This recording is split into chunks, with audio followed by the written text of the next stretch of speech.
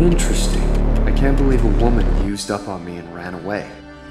Klaus has been acting as chairman of the board for this company for some time, and lately there's been a lot of gossip about Klaus. I fell in love with her the first moment I saw her. I just need you to pretend to be my sister. I'm gonna fulfill my grandpa's dying wish. Darling? Bella?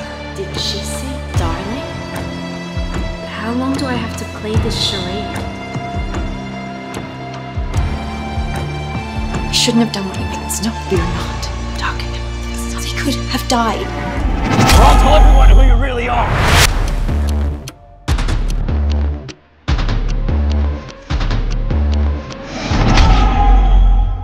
Have you seen Klaus by any chance?